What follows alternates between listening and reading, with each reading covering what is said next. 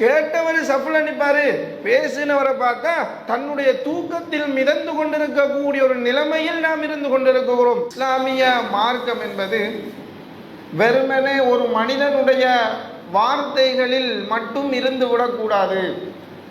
அவனுடைய வாழ்க்கையிலும் இந்த மார்க்கம் என்பது இருக்க வேண்டும். இஸ்லாமிய மார்க்கம் என்பது பேசுவதற்குரிய ஒரு கலை மாத்திரம் அல்ல.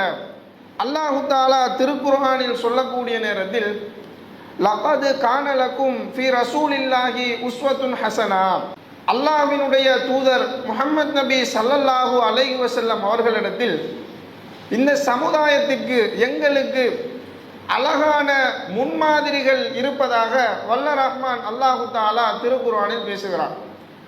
அல்லாஹ்வினுடைய தூதரவர்களினுடைய வாழ்க்கை வழிமுறைகளை எடுத்து பார்க்கின்ற பொழுது என்னென்ன விடயங்களை மனிதர்களுக்கு நீங்கள் இதன்படி நடந்து கொள்ளுங்கள் என்று எடுத்துரைத்தார்களோ அந்த விடயங்கள் எல்லாம் முதலில் தன்னுடைய வாழ்க்கையில் அமுல்படுத்திய ஒரு தலைவராக, ஒரு உத்தமராக வாழ்ந்து மறைந்தார்கள்.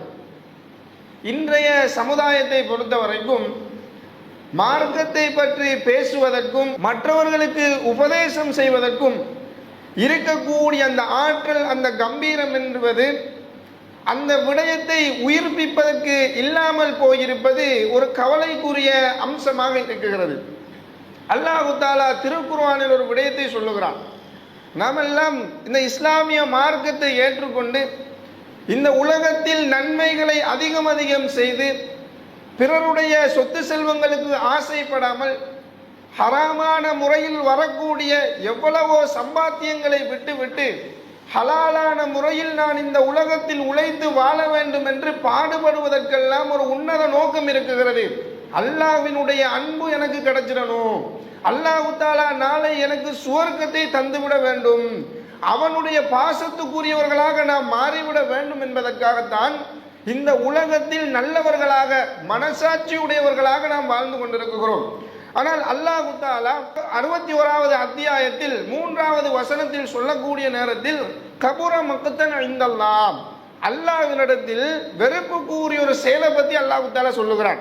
அல்லாஹ்வினிடத்தில் வெறுப்பு வரக்கூடிய, அல்லாஹ் தஆலா கோபம் கொள்ளக்கூடிய ஒரு செயலை பற்றி சொல்லிவிட்டு அன் தகூலூன மாலா தஃஅலூன், நீங்கள் செய்யாத ஒரு விடயத்தை பிறர்களுக்கு எத்தி வைப்பது, நீங்கள் செய்யாத ஒரு விடயத்தை செய்ததாக கூறுவது என்பது அல்லாஹ்வினிடத்தில் ஒரு பெரும் குற்றமாக, அவன் கோபித்துக் கொள்ளக்கூடிய, அவனுடைய வெறுப்பை சம்பாதிக்க கூடிய ஒரு பழக்கமாக, ஒரு விடயமாக அல்லாஹ் தஆலா இதை கண்டித்து பேசுகிறான். இன்னைக்கு நாம் என்ன செய்கிறோம்? ஒருவர் எடுத்து பார்த்தோன்னு சொன்னா சுபஹ் தொழுகையில மகிமை தெரியுமா? சுபஹ் தொழுகைன்னா அது எவ்வளவு பவர்ஃபுல்லான தொழுகை தெரியுமா? இந்த தொழுகையை தொழாம இருக்கிறீங்களே, அல்லாஹ் தஆலா இதுக்கு என்ன பாவத்தை வச்சிருக்கிறான் தெரியுமா? இதை தொழுதுட்டா என்ன நன்மை கிடைக்கும் தெரியுமான்னு கம்பீரமாக பேசுவாரு. அடுத்த நாள் சுபஹ் டைம்ல பார்த்தா கேட்டவர் சஃப்ல நிப்பாரு, பேசினவரை பார்த்தா தன்னுடைய தூக்கத்தில் மிதந்து கொண்டிருக்கக்கூடிய ஒரு நிலைமையில் நாம் இருந்து கொண்டிருக்கிறோம். அல்லாஹ் தஆலா இந்த செயலை கண்டிக்கிறான். இந்த செயலை பற்றி அல்லாஹ்வினுடைய தூதர் முஹம்மது நபி ஸல்லல்லாஹு அலைஹி வஸல்லம் அவர்கள் கூறக்கூடிய நேரத்தில் நாம் எல்லாம் இறை தூதர் அவர்களினுடைய மிஅராஜுடைய பயணத்தை பற்றி படித்திருக்கிறோம். பல வகையான செயல்கள், பல வகையான நிகழ்வுகளை அல்லாஹ்வினுடைய தூதர் அவர்கள் அந்த மிஅராஜ் பயணத்தினூடாக கண்டதை நாம் எல்லாம் ஏற்றுக்கொள்கிறோம்.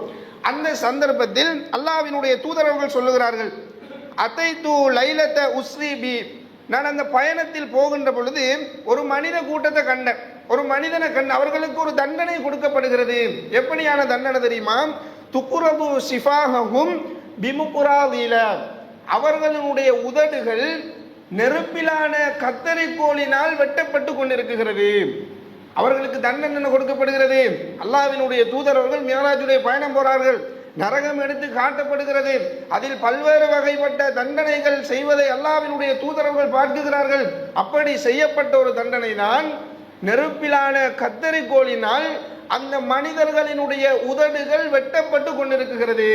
அல்லாஹ்வினுடைய தூதர் அவர்கள் ஜிப்ரீல் அலைஹிஸ்ஸலாம் அவர்களிடத்தில் மன் ஹாஉலாஇ, யாரப்ப அந்த கூட்டம், இந்த அளவுக்கு ஒரு கடுமையா வேதனை செய்யப்படுகிறார்களே, இந்த அளவுக்கு ஒரு கொடூரமான தண்டனைக்கு உள்ளாக்கப்பட்டிருக்க கூட்டம் யார் என்று அல்லாஹ்வினுடைய தூதர்கள் கேட்கக்கூடிய நேரத்தில் ஜிப்ரீல் அலைஹிஸ்ஸலாம் சொல்லுகிறார்கள், இவர்கள் யாரு?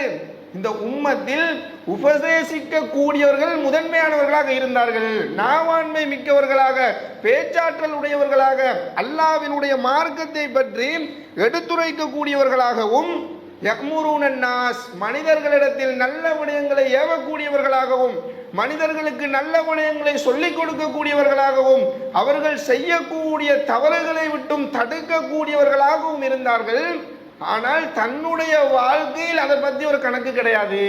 நன்மை செய்யணும்னு சொல்லுவாரு, தொழணும்னு சொல்லுவாரு, நோன்பு பிடிக்கணும்னு சொல்லுவாரு, ஜகாத் செய்யணும்னு சொல்லுவாரு. ஆனால் தன்னுடைய வாழ்க்கையில் அதை மறந்த மனிதனாக வாழ்வார்.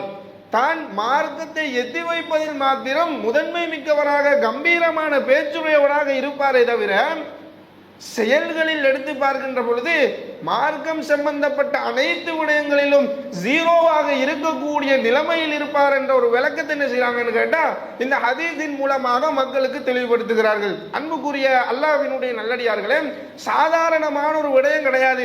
இன்னைக்கு நாம சிம்பிளாக செஞ்சுட்டு போறோம். ஒரு மனிதனை பார்த்து லேசாக நாங்க என்ன செய்யறோம், ஒரு உபதேசம் செஞ்சுட்டு போயிட்டுறோம், நன்மையை செஞ்சுக்கோங்க, இந்த நன்மையில அல்லாஹ் தஆலா உங்களை விரும்பி கொள்ளுவான், இந்த நன்மையை நீங்க உங்களுடைய வாழ்க்கையில கடைபிடித்து கொள்ளுங்கள் என்று அழகான முறையில் உபதேசம் செய்யக்கூடியவர்களாக இருக்குகிறோமே தவிர அதை தங்களுடைய வாழ்க்கையில் நடைமுறைப்படுத்த வேண்டும் என்ற ஒரு முன்னேற்பாடு இல்லாதவர்களாக, அதில் ஆர்வம் குறைந்தவர்களாக நாங்கள் வாழ்ந்து கொண்டும் இருந்தோம் என்று சொன்னால் இந்த தண்டனைக்குரியவர்களாக நாங்கள் மாறிவிடுவோம் என்ற ஒரு அச்ச உணர்வை ஏற்படுத்திக் கொள்ள வேண்டும்.